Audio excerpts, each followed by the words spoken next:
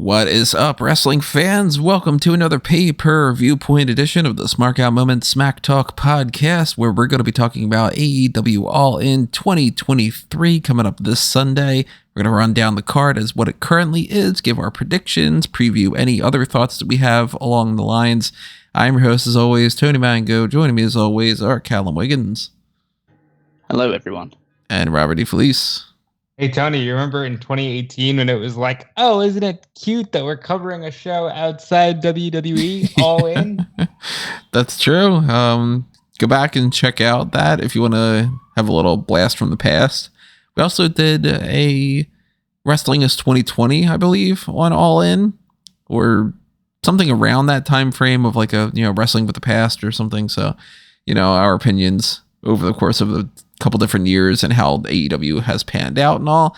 Now we're going to get All In London, and we've got 11 matches currently announced for it. They might still add some different things or make some tweaks in the meantime when it comes to Friday night's Rampage episode or the Collision episode. Now, they did record those in advance, but just because they have like the results for those doesn't necessarily mean that they won't put a graphic up and say something different or whatever. But if they do change anything like that, you will see an update on smarkoutmoment.com.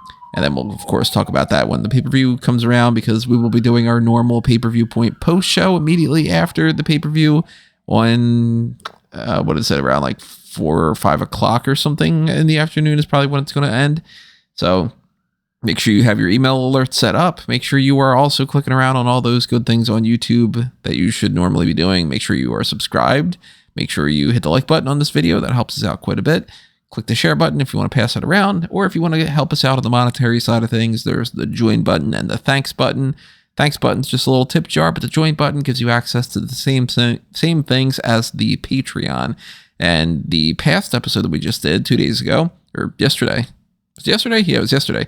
When we did the Sporkle quizzes, that was a pick a poison for the Patreon. So that's a little example of what we mean as far as you get to directly sponsor something and make sure that we do something like that.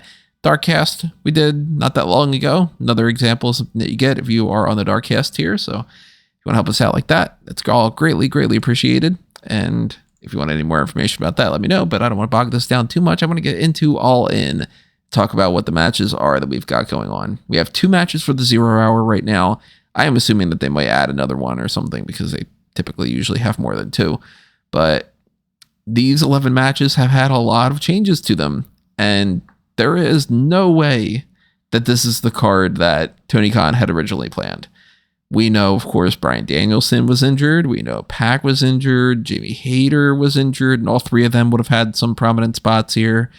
We, of course, don't have Rey Fenix now on this pay-per-view. AR Fox has been changed out of this event.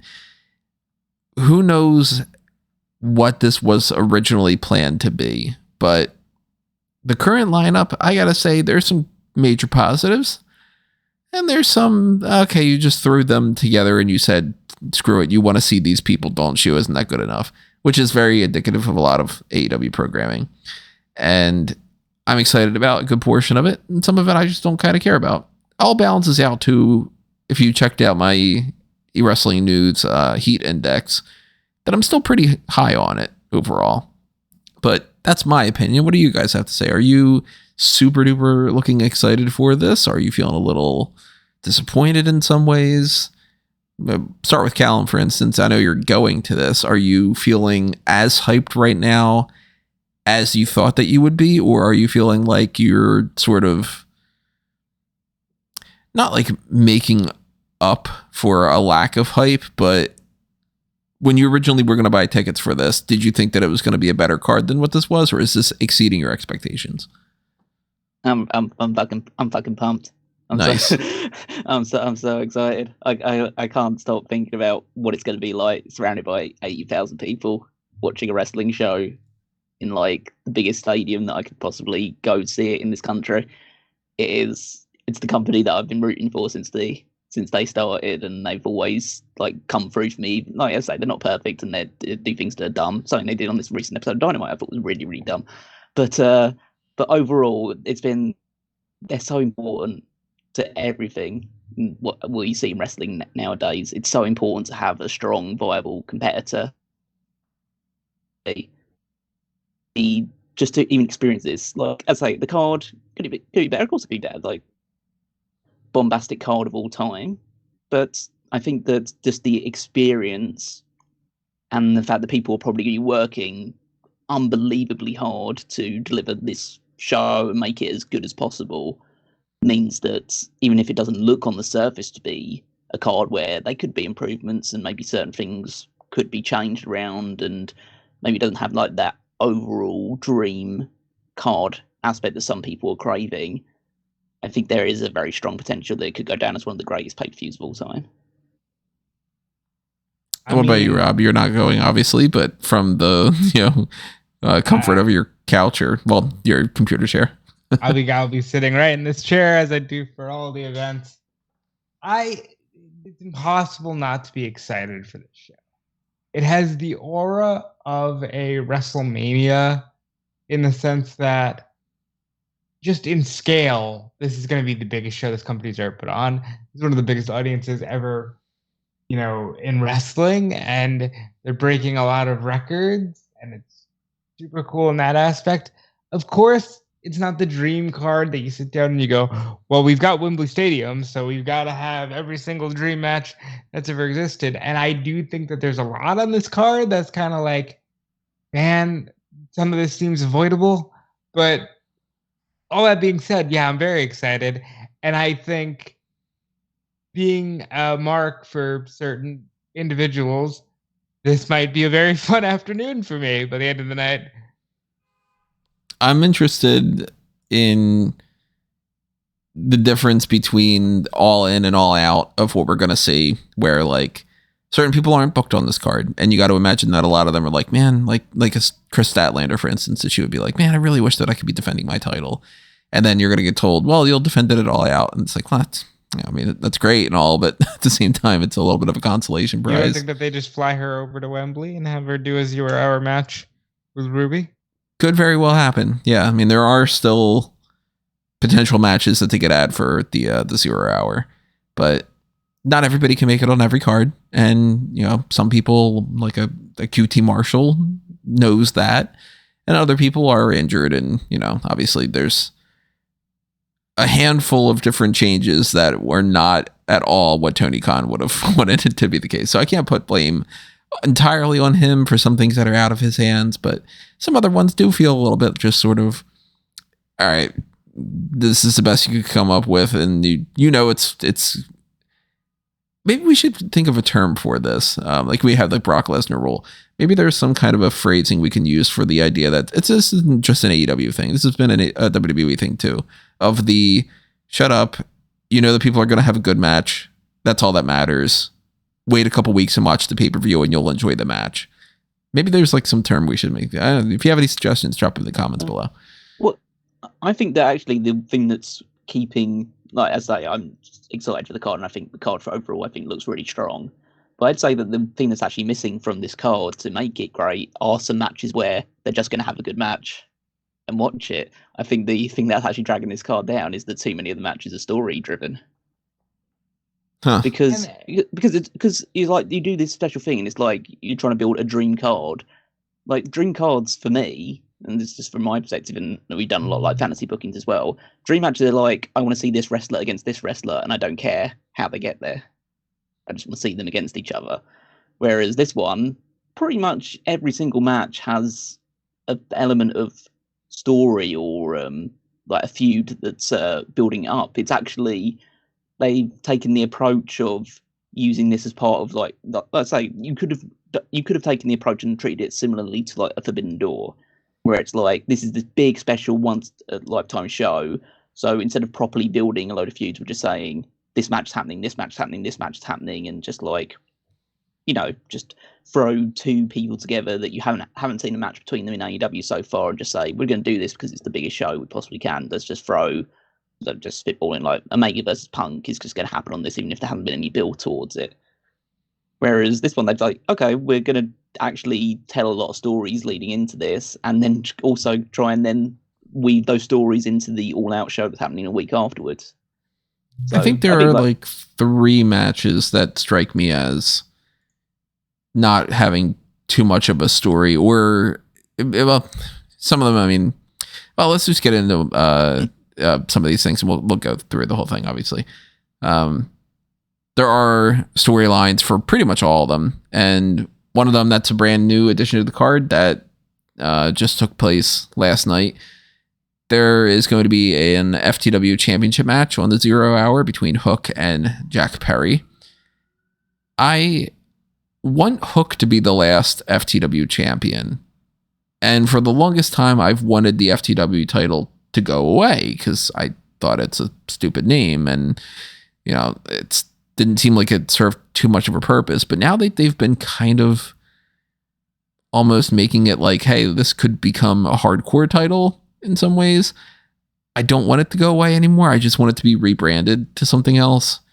And I'd rather Hook win and then have them potentially change it to like what they did with like the All Atlantic Championship and the International title, where they're just like, all right, going forward, it's going to be called this, and we're going to move on from that. I'd like them to rebrand it like that, and then they can play around with somebody like a Moxley holding it, or somebody like Lance Archer, or whoever it might be.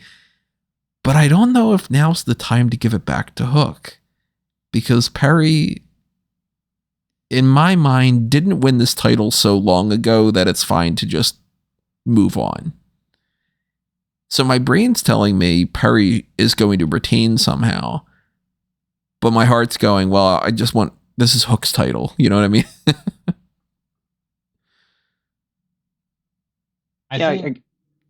Go ahead, Cal. I'll say. Yeah, I mean, I get that side of things. I think Hook is the eventual person that will hold that title again. I just think that it might be a bit soon to take the title off Perry after winning it. I know it's not the straight up AEW singles title that he's been clamoring for, but I don't know if and when that's coming, because again, there are a lot of titles in AEW, but there are a lot of people holding them that are doing really good jobs with them. And there are other people that could be the ones to take it from them. I mean, like you look at the TNT title, and Darby Allin's going to be fighting for that, and maybe like there could be a transition from Darby Allin to Jack Perry, but then like Jay White should have like a title at some point soon, and you could argue Juice Robinson's been doing a great job. Swerve Strickland needs a title at some point as well. There's a lot of people in that upper mid card range that are certainly worthy of championships. So do you take the title off Perry here and then potentially not be able to give him that proper AEW singles title run for at least a period of time? So I think you could probably have Perry get the victory here in some kind of shady way again, and continue to build up to Hook's eventual recapturing of that title. This is a mental block I have, and I was thinking of this as Callum was speaking, but sometimes I get too bogged down in the idea of, you got to do it in their hometown, man, and then it's Grand Slam's coming, so if you just want to have Perry squeak by Hook, that he can, beat him in Grand Slam. Either way, I'll say whether it happens at Wembley or they stretch it out to Grand Slam, I think the eventual goal, since they've had Rob Van Dam and Hook say it, Jack Perry say it, I think Hook will retire the FTW title. I think he will win it, give it to his father, and move on, and that title will no longer be in contention. I think it will fit better at Grand Slam, but I kind of see them just doing it here, so I'll say Hook wins. I could very much see them doing it here to start off the night with the title change and just be like, okay, the crowd's really pumped for it. Actually, for that matter, I think that they're going to start off potentially with unless they add any other matches to the card. Starting off with the tag title match. The tag titles for the 0 hour. Yeah, to bookend the whole night. I don't want to talk about that one quite yet. I want to save that for just doubling it up for the main event. That needs to be towards the end, yeah. Yeah. But I could see them having the FTW title change hands in the 0 hour because they want to put a title change on there. Spoiler alert for what I think is going to happen in the ROH match. And that wouldn't shock me if that ends up just being like, okay, let's give the title back to Hook or if they want to do something with Perry retaining and then drag it out to Grand Slam. But Hook should eventually get it back, and at least that's where one championship could be heading. Another one, it's called the Real World Championship, in quotation marks. And that's CM Punk defending against Samoa Joe. Now, this is one of those matches that I do feel is very much, here's Punk versus Joe. And not necessarily something that they put as much of time and effort into that makes sense to me, because there was the whole Punk and Ricky Starks thing, and then it's sort of just Joe, which gives me a little bit of an idea that maybe they didn't have any of that planned whatsoever. They had somebody else in mind for Punk. Maybe it was like Punk and Danielson or something. And then when that fell through, he probably said, give me Joe to work with. I'm not feeling it, to be honest. They did just have their match. It's not like it's 10 years ago where I would have been more interested in it. I don't love this real world title thing either. And it doesn't feel like the title's in the slightest bit of jeopardy. So to me, this reads pretty much as Joe and Punk are comfortable together, and Punk needs somebody to beat. Anyway. I think... Oh, go ahead, Cal. No, you go first. So. I think that CM Punk and Samoa Joe are going to absolutely tear the fucking house down. These shows go 5 hours anyway. Please give them an hour to work with. You know what I mean? Like, they're so much fun to watch, and I have my own issues with the fact that we're just branding this a championship match. I actively tried to ask, my questions don't usually get picked on the media call, but I wanted to ask Tony Khan, like, can you explain why this is a championship that's being defended?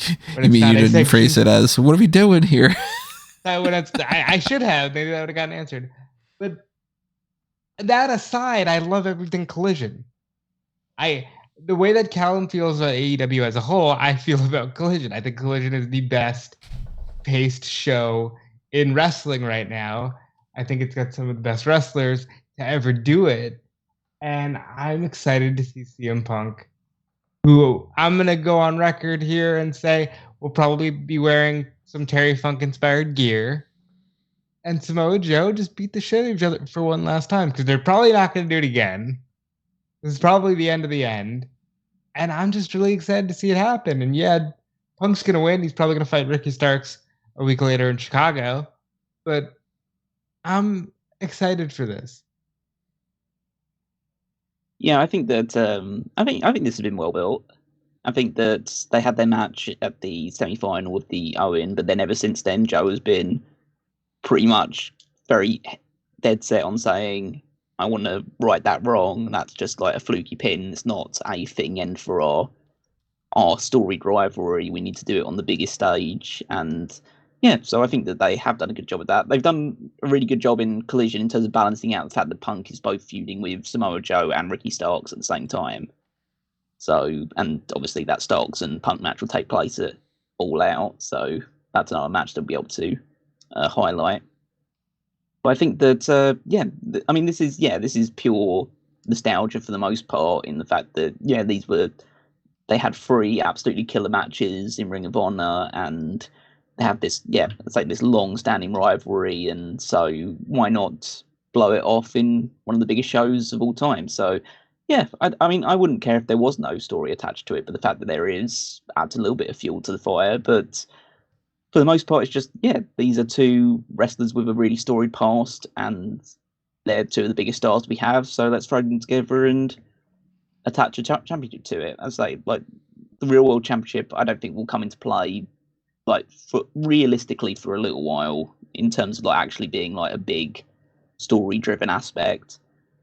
But yeah, I'm just excited to see what these 2 do. I know Punk's lost a step since returning, because he suffered 2 serious injuries, and now he's a little bit slower and a little bit more tentative than he used to be. And Joe is obviously a lot older than he used to be, but I think that they will find a way to make this work really, really well. And again, it's just the atmosphere and the surroundings, and knowing that this is the occasion for it, that I think they're just going to bring it at a different level than they have so far on Collision, which has already been very good. And also, I'm just excited to see the spot where Joe walks away from Punk when he dives, because that's the spot to always just like cheer and get excited about.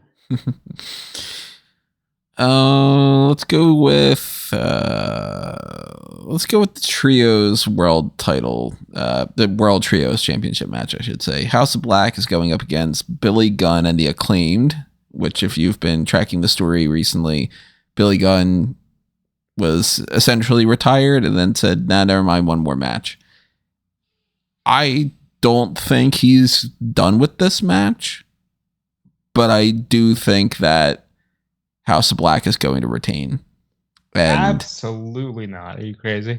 Yeah, there's no way that. I mean, I'd say there's no way that can happen. Obviously, it can happen because that's just the result thing. But this is all building towards Billy Gunn winning the trios titles.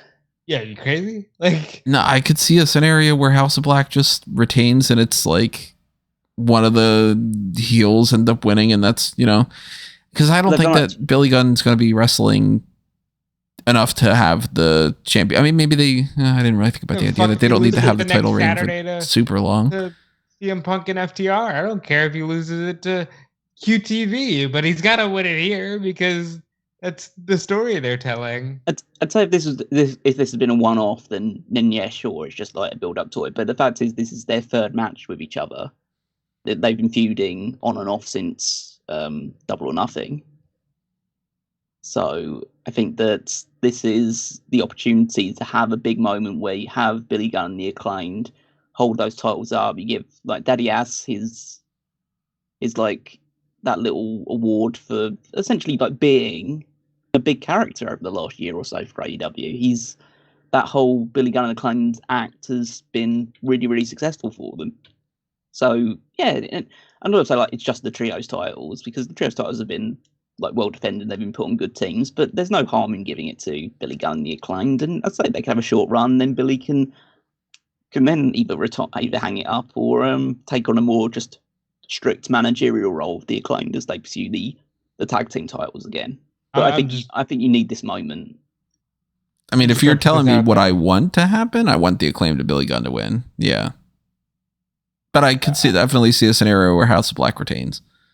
I'm just going to put this out there. This man called the Acclaimed his children.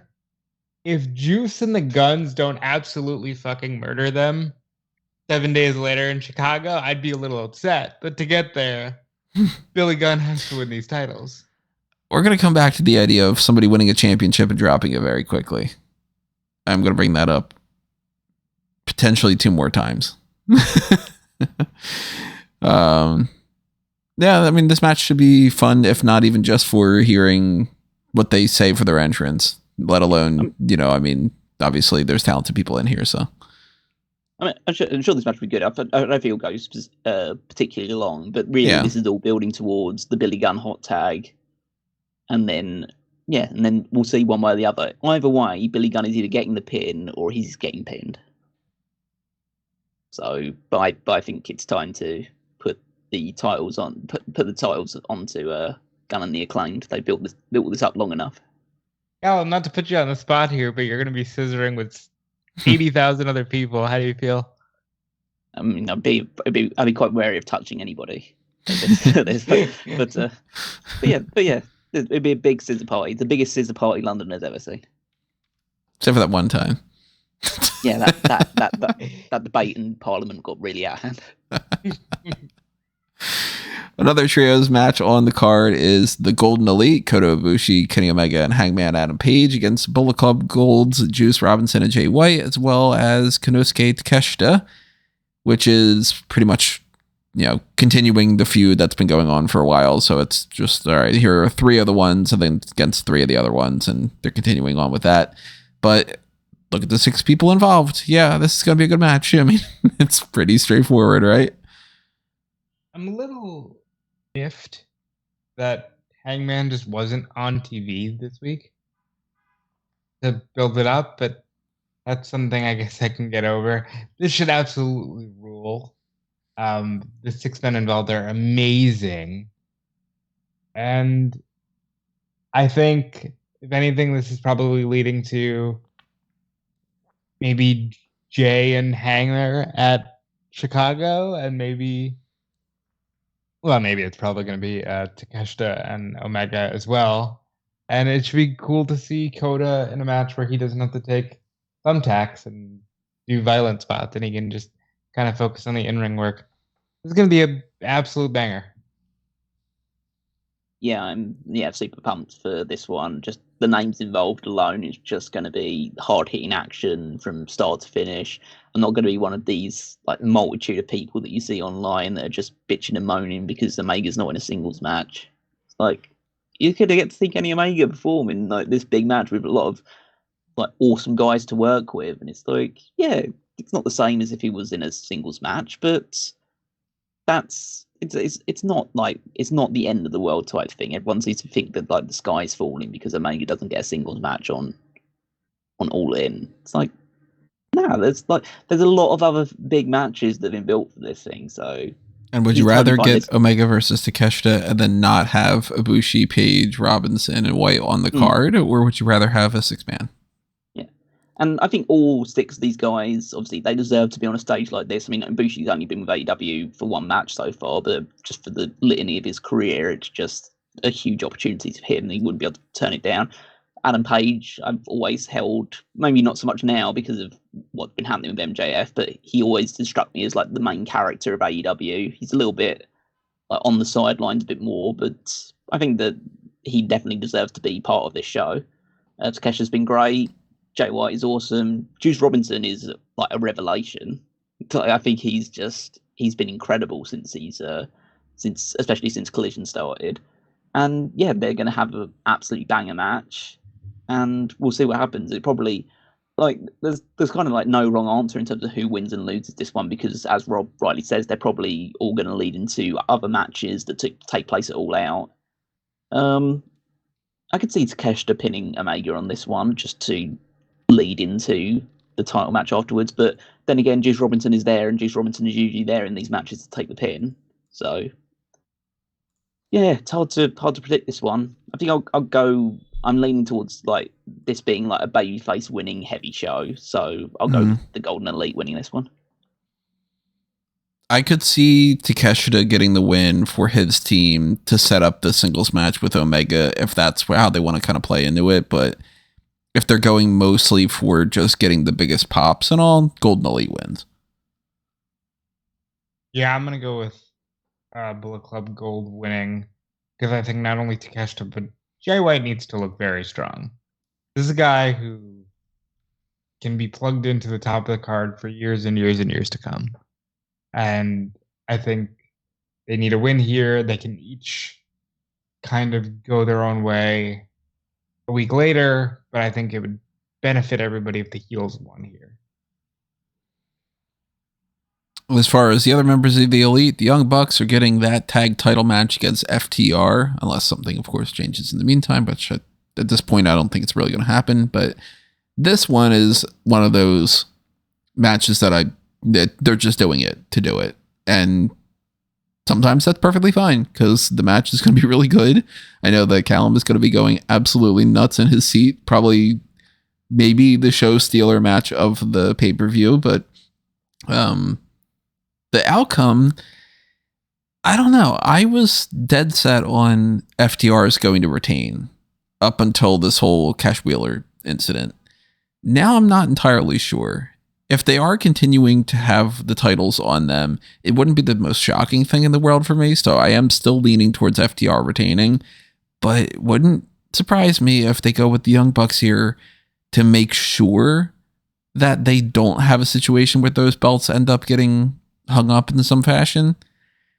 But I'm also going to say the addition to the Blackpool Combat Club team, when we get into that match, that's made me go, okay, I think I know who I would at least bank on being the next champions after this, if the Young Bucks ended up winning, or if FTR retains. I'm kind of looking like you're either transitioning to the Young Bucks temporarily because of that, or you're going to move on with FTR and follow through with the same plan, but it's going to all end up in the same spot. So it ultimately really doesn't matter in my mind who wins this. It's just whether or not they're going to pull off the match that everybody's hoping for. I think that they will. But I'm going to go FTR retaining, actually. I had the Young Bucks winning before this because we need a babyface Young Bucks run.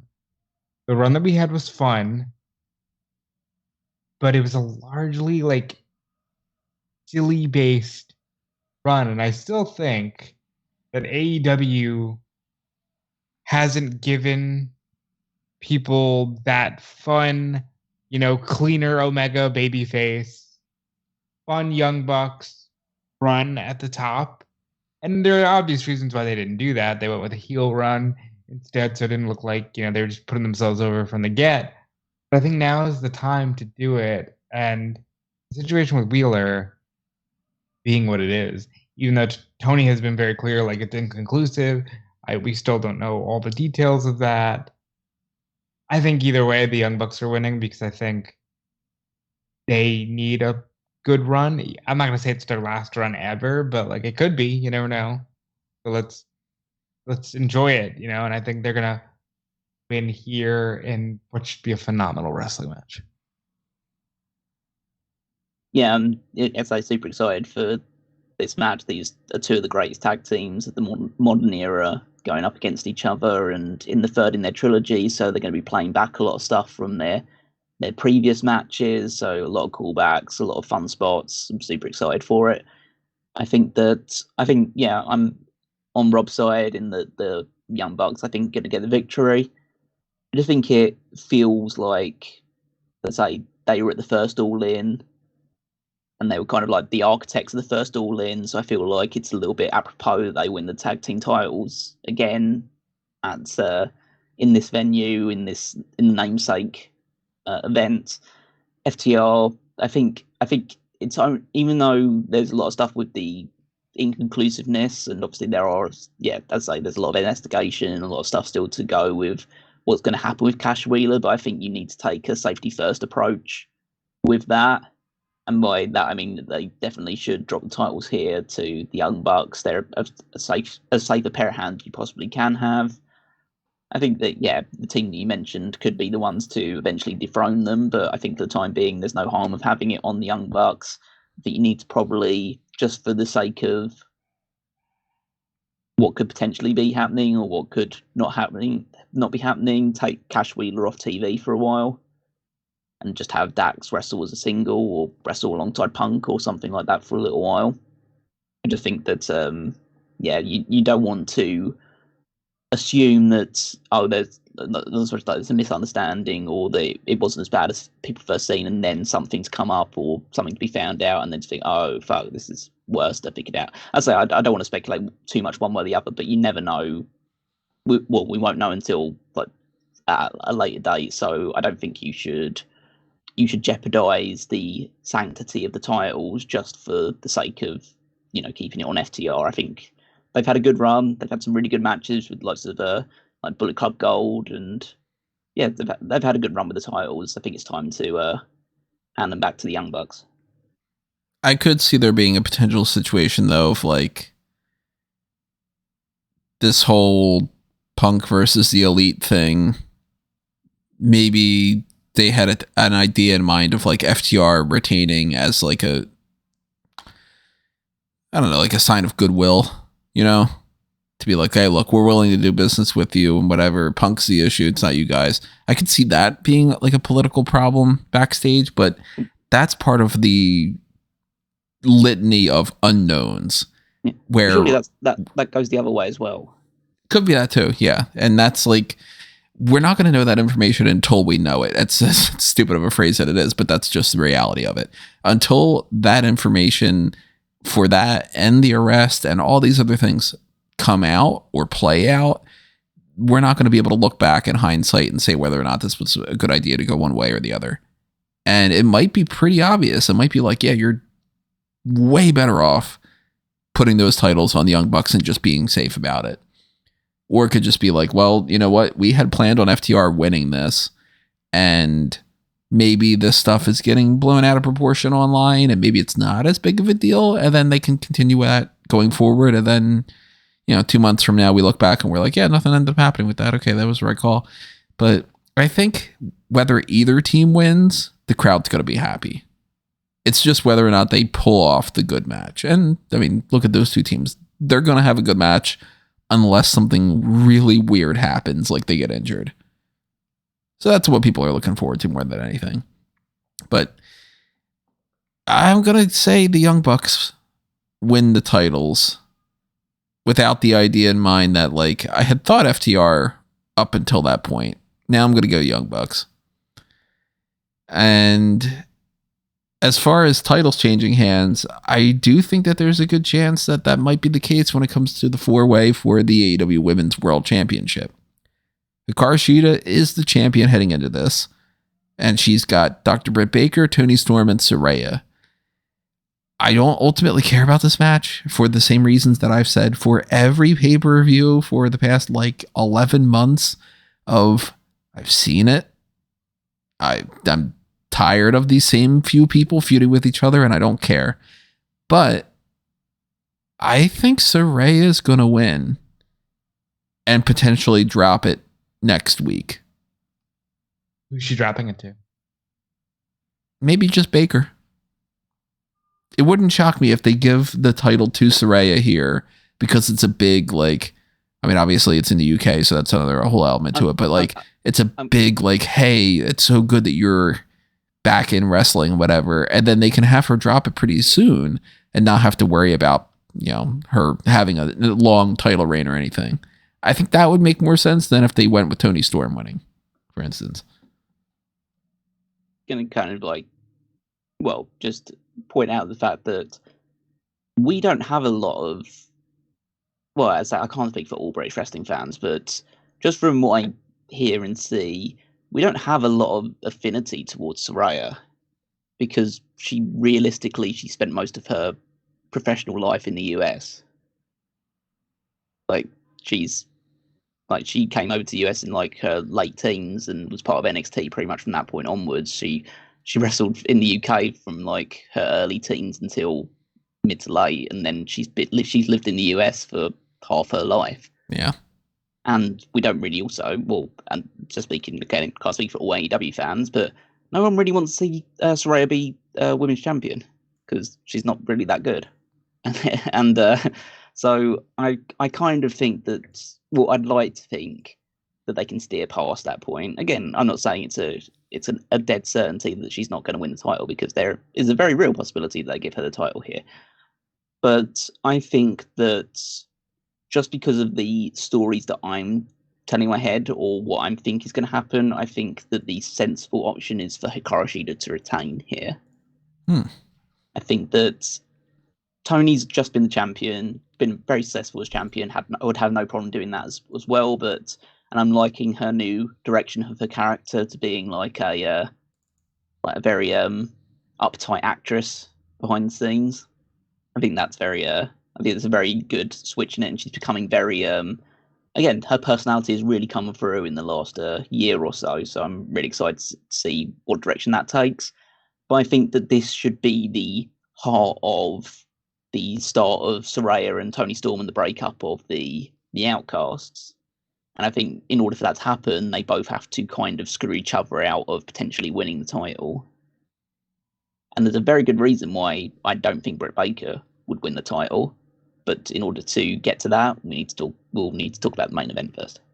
So I'm going to just say the exact opposite of what Callum just said. And because of where I think the main event is going, I think Britt Baker is winning the title. It's a possibility as well. I mean, look, this match should be fun. The women's division isn't booked tremendously. We've said that ad nauseum. They seem to think that the cure for that is to have the main event every Rampage episode. And I think 3 out of the last 4 Dynamites. This doesn't work for me that way, but I think Baker's winning. I would be fine with Shida winning. I'm pretty much okay with anyone but the Outcasts winning this belt. So ultimately, Callum's going Shida, right? Yep. Rob, what are you going? Baker. You're going Baker. And I'm going to go Saraya. So that's one of the matches that I have the least interest in. And originally, one of the other ones that was going to be in that same range of like, I ultimately just don't care, was going to be the tag team Coffin match. Darby Allin and Sting versus AR Fox and Swerve Strickland.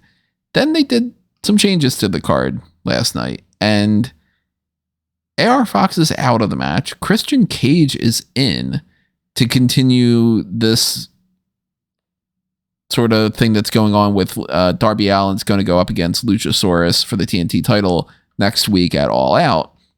And AR Fox is suddenly now buddy with Darby Allin. They just very quickly, they rushed this like crazy. It was like AR Fox loses the tag team match, and Swerve says, well, I'm really disappointed with you, so you're out of the Mogul Embassy. And immediately afterward, Darby Allin's like, yep, I told you that you're still my friend, so take my hand. And AR Fox is like, all right, cool, we're cool. And now it seems like a part of this could be potentially that there's travel issues, maybe with AR Fox, where he's not going to be able to go over there to begin with. So maybe they needed to do that at the last minute or something. I don't know. But including Christian Cage in here upgrades the match considerably for me. And especially when it's after a promo where he's like, hey, Nick Wayne, also, I find out that you have a dead dad and whatever. It's like his gimmick is to just point out when people have dead fathers. It's so fucking funny to me. And this feels very much like it's a half-assed feud that I wasn't a big fan of to begin with, merged with setting up another pay-per-view. So it's all sorts of what I don't like what happens, because it feels haphazard to me.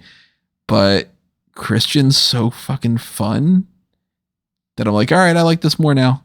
And I do like that it's a Coffin match instead of just a regular tag team match. So that's another upgrade. I definitely could see the heels winning here to set up something for the TNT title changing hands at All Out. But I'm going to go in the opposite direction. I think that Darby Allin and Sting are going to win this. And then somehow, whether it's interference through somebody or something else to set it up, I don't know, that Luchasaurus is going to retain the TNT title at All Out.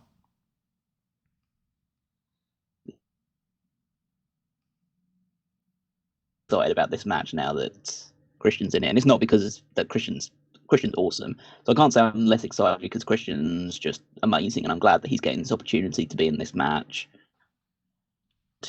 Yeah, his stuff that he said to really fun because Christian. We're kind of losing you a little bit here and there, Callum. Maybe go back and we cut about like half of each of your sentences past minute. I apologize if my internet is going to cut out here and then. I can't really do much about it, unfortunately. Yeah. So it sounded like you were saying that you're less interested in it now. Oh yeah, that's what I said. Yeah, because I was actually really into the feud of AR Fox joining the Mogul Embassy. The thing that I spoke about earlier in the show about saying that there was one really bad thing in Dynamite, and that was this whole angle.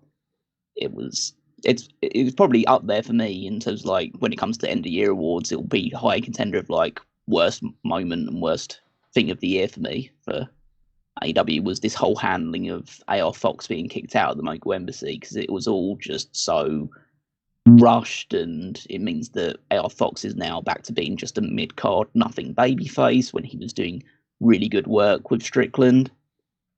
And yeah, I think that the whole handling of this feud post the attack on Nick Wayne in the Wayne like training their little training garage thing has all been really badly handled in terms of like Nick Wayne not being injured to the point where he couldn't compete or come back, which I thought was like the whole crux of this feud in the first place, that they took him out and left him bleeding and bloody in his own garage. And so and then he just comes back. It's like, okay, why are you still feuding then? Because he's clearly fine. Then now rushing it to the point where they're kicking him out of the Mogul Embassy. They could have just said, okay, you let me down here, so I can't trust you to have my back at All In. So you're going to have to earn my trust back. So he's still part of the Mogul Embassy, but he's on the naughty step or something for a little while. And then you bring in Christian Cage, and then it's all fine. Like, okay, you still have AR Fox, and he has to do something to earn Strickland's trust back. and then you bring Christian in, and yeah, everything's good. It's like it's still a change, and like it makes up for the fact that apparently AR Fox can't travel to the UK, but you don't lose everything you've built up so far. And the way they handled it was, I think, was just like really, really poor. Up until the point Christian started talking and started saying that, yeah, as soon as he started going against Nick Wayne and talking about his dead dad and saying that I'd hate to see you watch someone else that you loved be trapped inside a coffin. Yeah, and apparently your dad used to be a wrestler, but I never heard of him, so he must not have been all that good. I mean, yeah. I mean, that was just brilliant. As I that's helped elevate this to like say, okay, I can see why they did it, and I'm gonna have a lot of fun in the match regardless. But it's just, but yeah, I think the overall handling of the segment on Dynamite was poor. And then, yeah, it also just reminded me of the fact that I just saw someone also tweet about the fact that apparently Edge never knew his father, so that's gonna be quite interesting when if he ever comes into AEW. Really? Yes. Yeah. Yeah, Edge was raised by a single mother, never knew his father, doesn't even know his name. He's going to be like, you and I, we pretended that we were brothers for a while. I never knew our dad. Neither did you. I had a dad. That's why you spent so much time at my house. Yeah. I think that there's no way Sting's losing in Wembley, so I'm going for the baby faces winning. Look, let's not mince words here. The build up to this fucking sucked. Like, it was not good. Poor Swerve is the most snake-bitten dude in this company when it comes to just storylines, and apparently in character he can't seem to find good henchmen. But forget about that. Doesn't matter. Sting's gonna be in a casket match with Christian and Darby Allin, who's like this new age Jeff Hardy, and Swerve, who kicks all kinds of ass. Let's just forget the dumb stuff and let's just watch these four go out and have a fun match. Because, like, that's what this is going to be. And Christian and Darby, by the way, fucking ruled on Collision. So let's just have fun with this. And it's Sting and Christian. They've worked together, which is, for Sting and AEW, a very rare thing where he's actually worked with the guy before. So that'll be fun. This whole thing's going to be fun. Storyline sucked, but what can you do? I'm looking forward to it. Are Big Bill and Brian Cage still teaming together? No, Big Bill's now managed by Ricky Starks. So I was going to say, isn't it about time that Brian Cage just like left the Mogul Embassy and became part of that whole... Like the, I mean, I'd rather Big Bill joins the Mogul Embassy.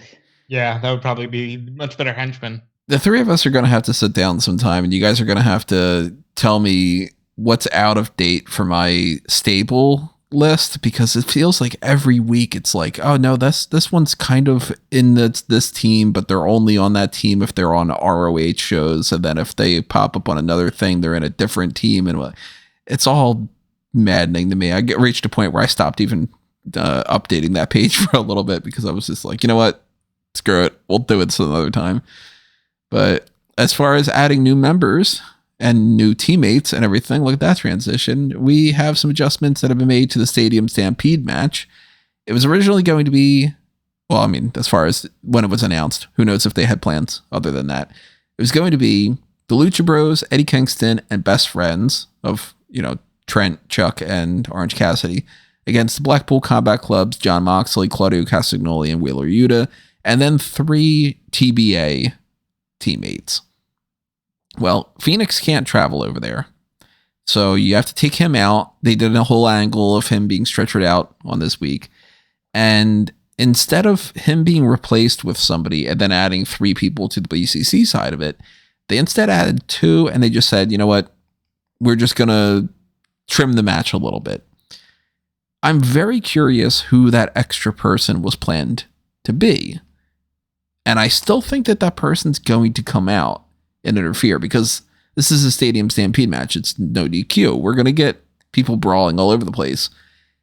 I think that that's going to be the difference maker that gives the edge to the Blackpool Combat Club. And I think that they were going to win anyway, but whoever that extra person is will come out and make it in an uneven numbers game to where that team wins. But the 2 additions were Santana and Ortiz. And you know what? That's pretty cool to see that they are working together again, that they are back. And that's the team that I was saying earlier. Now is the time. Put those tag titles on them. For some reason, it didn't happen during that whole big beginning stretch of like the first few years of AEW where it felt like a different company than it is now. And we've heard all these different things about that they don't want to work together. They're not a team anymore, so on and so forth. They're working together in this. You can assume that they probably sorted out whatever that problem was. Give them the belts. I want Proud and Powerful to win these tag titles soon enough. And I think that winning this match not only can give them the reason to say that they deserve a title shot, but for that matter, I could see Jon Moxley beating Orange Cassidy for the International Championship. And if he gets the pin on Cassidy or whatever kind of machinations that they really want to do with that, I could definitely see 2 titles coming their way towards the Blackpool Combat Club group. Whether or not Santana, I'm assuming that Santana and Ortiz probably aren't officially in the BCC, but I don't know. They haven't clarified that yet. And I'm definitely going with Babyface is losing this one. Callum, how excited are you to see a Wembley Stadium Stampede? I mean, it'll be interesting to see how it functions in real life. I wonder if they'll climb up the famous Wembley stairs, which is what every football team climbs up towards, like when they have like a trophy presentation or something like that. So they might fight all the way up those. I think there's like 90 odd steps of those, so it'll be a bit of a slog. But yeah, I'm just excited to see where they go across this entire huge stadium. There's so many places they could explore. But I think this is like probably the best example of managing to balance the fact that they've got a pay-per-view this week and then the pay-per-view next week. And the fact that you put these guys together in this huge Stadium Stampede match with like tons of which is like huge and like it feels like a big event and it feels like it's befitting a venue like Allin and Wembley Stadium. And then from that, you can build loads of singles matches or tag matches that you can then have for All Out. Like from this, you probably can have Moxley versus Orange Cassidy, Best Friends versus Santana and Ortiz, and Kingston versus Claudio for the Ring of Honor title if you wanted to. You could build all 3 of those matches in this one thing here if you wanted to go in that direction. So yeah, I'm super excited for how this comes together. I think that the fact that it's now 5-on-5 is maybe to its benefit. Like, even though I would have loved to see Phoenix involved, I think that maybe less people, there's less needing to do like the camera going in multiple different directions and trying to capture everything. Again, it won't really matter for me because I guess part of me will be watching people roam around the building, but then also having to crank my neck up and look at big screens and stuff like that as well to see certain things happening. But yeah, I think that Santana Ortiz, it is good to see that they have, as at least by what I saw on the the Fightful post show for the latest episode of Dynamite, says that they're still not on positive terms, or at least not friends still, but they are. But the fact that if they're able to see now that they are better as a package than apart, and that's the thing that's going to achieve the most value for them. So if they're willing to do that and bury the hatchet and just move on, regardless of whether they, hang out backstage anymore or anything like that, that's good news. And as Tony says, then there should be a time in the near future where they are the tag team champions. So yeah, I'm going with BCC as well. I think having Moxley either pin Orange Cassidy or get involved in that kind of thing and leading directly into an international championship match would be like a really good course of action. But I want to see Kingston do something to Claudio that's like half kills each other, just for my own amusement. Yeah, first of all, I want to say that the story to get here was a lot of fun, and I think I really have to credit the way that they've used Renee Paquette. I like. Oh, she's been amazing. Yeah, she's really doing so good work recently. And having her try to do her job with Eddie, and Eddie just realistically going, "Your husband just did Why are they sending you? Don't talk to me. I'm going to finish it at Wembley. It's not overdone dramatic. Well, you're sleeping with him, like it's not that. And it's just, it punches in the right way. And I think this match is going to be an absolute banger. I too would like to see Jon Moxley beat Orange Cassidy probably next week for the title. I'm not as sold on Proud and Powerful. I want to see them in a couple tag team matches first, make sure that they're still in sync, make sure the rhythm's still there. But yes, obviously, I'd like to see them get the belts at some point. I want to see the best friends get the belts at some point because I think that early generation of tag teams got absolutely screwed because of the amount of names that came into the company. But this match should be absolute fucking killer. They should be going everywhere. I want to see Claudio do some kind of crazy giant swing that you can only do in a stadium like this. I don't know where he would do that. Maybe he does it on those stairs that Callum was just talking about. I want to see a lot of craziness. I hope it's a good time. I hope Wild Thing never stops being played. See, I already put that on my thing. I was like, don't even try to do that joke again. I don't want that to be the case. I completely disagree. I think we should play Wild Thing. Because, look, the English crowds are great. They sing songs. Let them sing songs. Play Seven Nation Army. Sure. Just let them have fun. This one's going to be fun, and I'm looking forward to it. But I'm also going to say BCC. And as far as the idea of like, is this match going to be really good and all that stuff, the match that I would say I'm looking forward to the most as far as just like on paper, this makes sense to be on this card. And it's something that I think is going to deliver pretty well. Will Ospreay versus Chris Jericho. Now, yes, it's not Jericho from 20 years ago, but it's still Chris Jericho. He still has an incredibly high ring acumen. He knows what he's doing. I am fairly certain it's going to make the right call here as far as making sure that Will Ospreay wins this match because he's the one that benefits much more out of getting a victory out of the two of them. It might not be the absolute best match that's on the card, considering that there are other matches that have a lot of other potential too, but this one's a major selling point for me. I'm really looking forward to it. Ospreay gets the win. This promo segment, this contract signing they had on Dynamite was next level, brilliant. I've seen it like develop definitely over the recent couple of years, but Will Ospreay's not only arguably the greatest wrestler going right now, but he's also one of the greatest talkers going right now. And I think that the gravity and the seriousness in which he approached the why this match is so important to him, why it's going to events like this are going to help establish him as the best in the world. It's going to help him make a lot of money when his contract is up with New Japan Pro Wrestling in 6 months' time, and it's going to mean that he can get a good as possible living for his missus and his 4-year-old stepson afterwards. It's I think that he added a lot of weight into this, and I think Jericho was a little bit heelish in his approach to it in terms of talking about how without him, he wanted to have this match with Ospreay and telling Ospreay to tone his style down, and talking about how he didn't end up in a wheelchair because of what Jericho said. And I think Jericho's going to end up having to play heel in Wembley. I think Ospreay's the way that he approached this. I think Ospreay is going to be. I think de facto there's not going to be a heel because Jericho's a legend and Will Ospreay's beloved in the UK. So I think it's going to be kind of I would say 50-50, but they're both going to be appreciated at different points. But I think that Jericho will probably get the brunt of the abuse, despite the fact that Don Callis is going to be alongside Will Ospreay. Basically, everyone's going to aim their animosity toward Don Callis, and just like the other two guys, probably.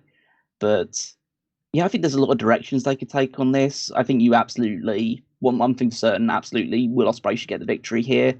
Really helps cement him with the fact that he has beaten Okada in the last couple of months, and Kenny Omega. Adding Chris Jericho to that just helps establish him even further. I think AEW should be making a major play to bring him in full time if and when his New Japan contract runs out. And And yeah, I think that helps continue it because really, realistically, the feud is between Don Callis and Chris Jericho. So we'll see that continue, and Ospreay can just go back to New Japan, do more stuff there. After on the previous night, wrestling Shingo Takagi in the main event of the Rev Pro show. So he's got a busy weekend coming up to him, but that's kind of what Ospreay does. And then, yeah, we'll see how it goes. The one thing that I think is a bit up in the air that we might see here, but maybe not see at this particular point, but down the road, I think we're probably seeing Sammy Guevara joining the Don Callis family. And there it is. That's exactly what I'm worried about. I wasn't worried about it until last night, where you're like, what are you doing, Sammy? And Sammy's like, he's my friend. As soon as that came out of his mouth, I'm like, oh, fuck. He's completely joining the Don Callis family. Really? I didn't get that vibe. You know what the weirdest thing about it is? Because I totally got that vibe as well. And the weirdest thing about it is he's actually getting good babyface reactions now after so long ago. And now they're going to say, now he's going to turn heel on Chris Jericho. And this is like, wow, Tony really likes to play with this guy, doesn't he? He really likes to just like mix things up a little bit more. But I mean, I'd be totally down for it. I think the long-term vision needs to be that you need to have a Sammy versus Jericho feud at some point. Like they've been attached to the hip pretty much since the start of the company. So I think that there needs to be a rivalry between those two, and I think Don Callis is the perfect instigator of that. He's basically said that his whole vision for bringing Ospreay in is that he's going to use him to finally kill the legend of Chris Jericho. And Ospreay will probably get the victory here, but he's not an AEW guy, so he'll be going back to New Japan afterwards. So how do you sustain that decimation of Jericho? Well, you go to who he thought was his closest confidant, and you manage to turn him on Jericho. So yeah, I think the long term is Sammy and Jericho feuding. But yeah, this match, I think this match is going to be great, and I think Ospreay is going to go out of his way to have the greatest match he possibly can have with Jericho, and he's done it with guys that are less able and less mobile than Jericho. Like I think Vader. Yeah, he had a match with Vader, old Vader, yeah. Put him over and he can do it. Yeah, like he had a match with Kenta in the G1, and Kenta is like nothing now. He can barely move around as like at all because his body's so broken, and he managed to have like a 4-star match with Kenta. If he can have a 4-star match with Kenta, then this match could steal the show if they plan it out correctly. But I'm super excited. I've never seen Chris Jericho wrestle live. Well, this might be the one opportunity I ever get to see it. I'm just gonna say, like what Callum said about the Omega thing, I feel about this. From the minute this was announced, people were like, "Oh my god, Ospreay Jericho," and it's like, yeah, Jericho's the fucking man. He puts on tremendous matches. He had a banger run last year. You're gonna tell me he's not gonna do it? And we haven't even talked about this. He's going to play himself to the ring in front of 80,000 people. He's singing Judas with Fozzy live in Wembley. Like, this is the kind of stuff that nobody would have thought this was possible 5 years ago. The shit that AEW has been able to do, and Chris Jericho has been able to do since wrestling Omega at the Tokyo Dome, it wasn't even possible at the time. This is so cool from that respect alone. And then you throw in that banger promo they did last night where it's like, okay, now I care, now I'm invested, and I too want Tony Khan to fork over all the money to get Will Ospreay full time. I think it's going to happen. It's going to be a great match. And if it's anything, I hesitantly say that though, because you put on a bit of a stinker with Adam Cole, and I was looking forward to that one at Double or Nothing. But I think that this should be a fantastic match. And I'm looking forward to it, and I think Will Ospreay wins. All right, so let's talk about the two matches that are tied to each other now. Go back to the beginning of the show and the end of the show. The 0-hour ROH World Tag Team Championship match. Aussie Open against MJF and Adam Cole, which will lead into the main event of the AEW World Championship match. MJF versus Adam Cole.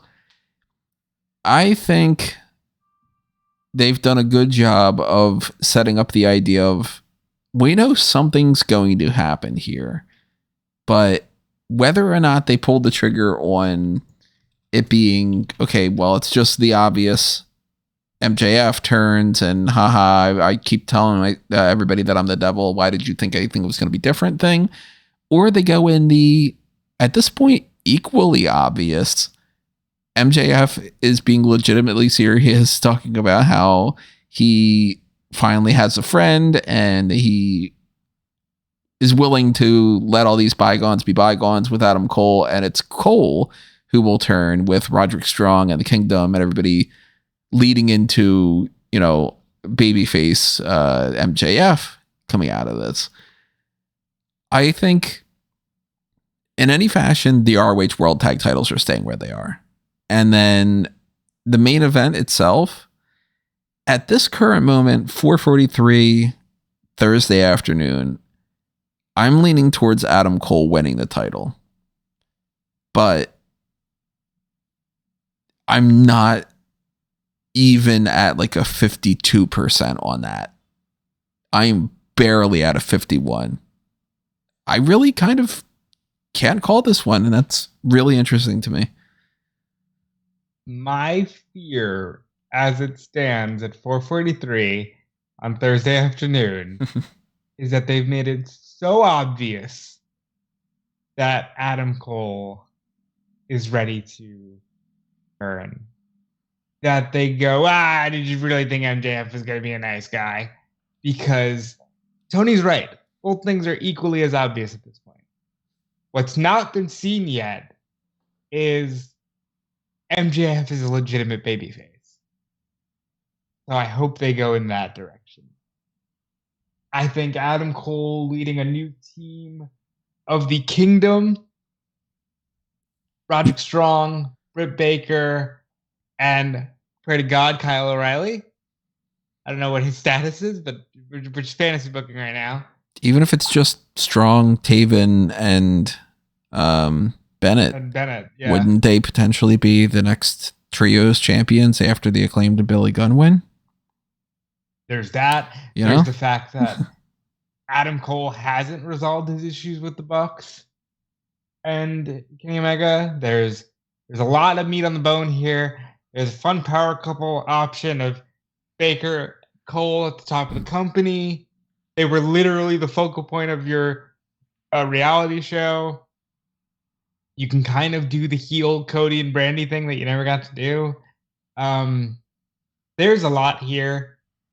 I don't know how it shakes out in terms of like, do you do the turn at the tag match, or do you do it at the very, very end of the night? Either way, I'm gonna say Aussie Open retains, and we end the night with Adam Cole winning the World Championship. Before I go into talking about this, because I could wax lyrical on all the stuff that's happened with this angle in the lead up to it. First question for Rob. Do you think Adam Cole made the right decision of leaving NXT? Yeah, I mean, like, it was a rough one at first, not gonna lie. He was when we did the end of the year awards, he was my disappointment of the year, unfortunately. But they finally got there. And if they can kick this in the way I'm hoping they do, then yeah, I think we'll finally start to see shades of that Adam Cole in AEW, which is what I've been waiting for 2 years now. So I think that this has been just masterful storytelling from start to finish. You can say that you didn't like some of the more goofier segments that they had together, but overall, the whole story of them developing this, originally having this rivalry and having that time limit draw match, and then coming together as a tag team and forging an alliance, have been really, really well done. I think it's at least up there, if not de facto, the greatest can they coexist storyline in history. It's probably between this and Team Hell No. You haven't seen my my Marvel versus DC idea yet. Until I do, then I will say that this is the greatest. Then, and yeah, as you guys have described, like the best thing about this, beyond just how over the team is and how well they've positioned each other and how they teased things but haven't gone too far in one direction or the other. It's so on a knife edge because it can be either one of them, and it makes total sense for it to be either one of them that makes the turn and joins up with the other guys and leads that faction. It can be either one as your champion. It's whether you want to keep Adam Cole as like the babyface guy, because it's like Adam Cole's a super likable guy in reality, but on TV he's so much better as a heel. And MJF is now like a super dynamic babyface, but hasn't had to change anything about him to be that babyface. So there's that aspect. There's that whole bidding war of 2024 thing. Do you need MJF to be the world champion for that whole story to really work, or do you need him to be chasing the world title? And maybe say like that could be the incentive for him re-signing with AEW, is that he needs to beat Cole and take that title back, or just even give people more interest in the idea of, oh, he lost the title. Is he going to stick around then? Yeah, that aspect of it as well. So there are multiple different ways to go. And as I say, like, they both have histories of turning on people and being that vicious heel character. So yeah, it's completely on a knife edge, and it's just, as I say, they could do it multiple different ways. Obviously, they're not winning the Ring of Honor tag team titles. Everyone knows that. That was the Open Nagura Retain. But do they do the turn at the end of that, and you have like this big cliffhanger leading into the main show, or do you wait on it and do the big emotional angle in the main event, however that pans out? Hear me out, because we've all said that they don't win the Ring of Honor tag titles. What if they do, to throw you off the scent of the turn, and then Adam Cole does the turn, and the Kingdom just win the titles from them? I think that I'd say that's like, it's not the worst possibility in the world. I think my reasons for that is just it's been the Aussie Open haven't held the titles for very long, so I think they would keep them for a bit, and then and also it feels a little bit like Finger Poker Doomy stuff if like Cole just comes in as the Ring of Honor tag champion and just lays down in the ring for the Kingdom to become champions. I'd say it's not the worst idea in the world. They have done it multiple times in multiple different promotions. So, but yeah, I think that you play it safe and have Aussie Open win, and you have a bit more fractures between MJF and Cole. Like, I don't know whether my idea that I posited like a week or so ago about Adam Cole leaving MJF bloody and then MJF having to make like this ultimate babyface comeback in the main event is going to happen, or whether you need to make the whole match a bit more drama infused. To basically, you're just waiting. You're watching the match and enjoying it, but you're just waiting for what's going to happen. Like, I think MJF versus Adam Cole is like their bloodline story. And so I'm not saying I think the match will be better than most of Roman Reigns' bloodline matches, but I think that you are what? We got out there again. I was gonna say, it's like you're still waiting on who does what, or who gets involved, or who does what to who. And so I think this is going to be different from all the other matches, because all the other matches are going to be like the more typical AEW style of like bang bang, action packed, loads of cool spots, whereas this is very, very story orientated. So I'm really excited for this main event. They've done a fantastic job, both of these guys. Not at all the match that I was anticipating would have been this a couple months ago and all, but I'm excited for that. I'm excited for the pay-per-view. I'm excited for the fact that it's going to be in the afternoon, and it'll just be, hey, look at that, we're done, and there's still time left in the day. There's an Impact show and an NWA show. I'm not done. You think anybody cares about that? Well, listen, what did I just say? You got to watch Tyrus against just write EC3. Just write any results, and nobody's going to fact check you. Just NWA, like Jimmy McGee won the the wrestling South Championship or something, and people will be like, "Oh man, I like that Jimmy McGee." So we will have any updates to this card over on smarkoutmoment.com. In the meantime, of course, if they do change anything prior to the pay-per-view, when the pay-per-view starts, coverage on smarkoutmoment.com. I'll have my AWN post up. We'll have that thread on the Mega Maniacs over there on Facebook. And immediately following the pay-per-view, I will be going live for the post-show on YouTube here. So if you are listening to us on Amazon Music or Spotify or Apple Podcasts or Google Podcasts or something, there is no live option for that because I don't have the option to do it.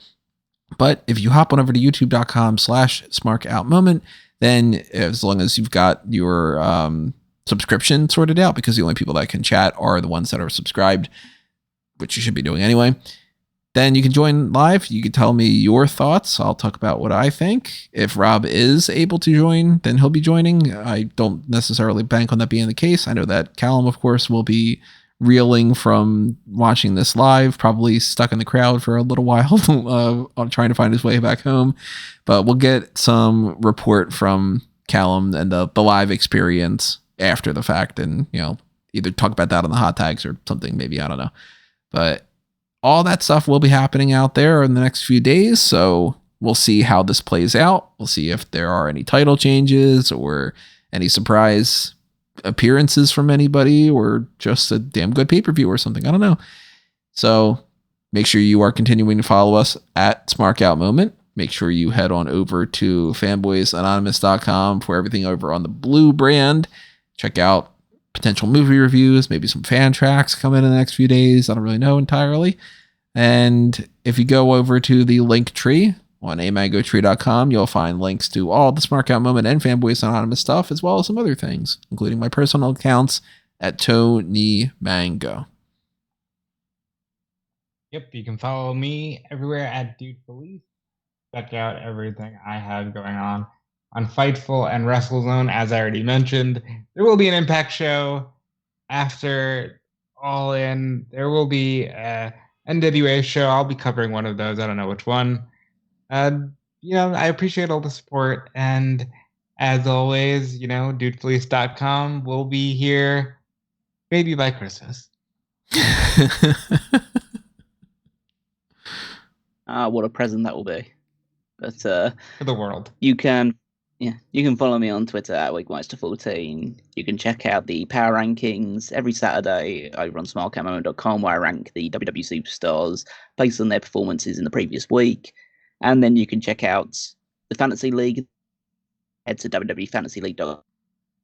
Performing next stop in the road, which would be Payback, where our teams will change up a little bit and we can, I guess, calibrate and see who's going to be taking the lead heading into, well, as I say, it's getting ever closer to the turn of the year. So I think we're probably like at the third waypoint at the moment. So keep following along. There's a lot of points, a lot of changes still to be made. Okay, everybody, that is it for the Pay-Per-Viewpoint predictions of AEW All In London. We will be coming up next with the hot tags tomorrow night, or tomorrow afternoon, whatever it is that you're listening to it, where we're going to talk about the whole Edge contract situation. We're going to talk about this NXT Global Invitational Heritage Cup thing that's going on. We're going to run down anything that happens today on, in the world of pro wrestling or anything. And we're also going to talk a little bit about a one more match for Terry Funk, kind of do something that we would normally do on a week where there wasn't already a pay-per-view, and kind of merge that into the hot tags a little bit. So stay tuned for that. We will see you then. We will see you with the Pay-Per-Viewpoint post show of All In on Sunday, and anything else on smarkoutmoment.com. But for now, this has been another Smark Out Moment, and we are being counted out.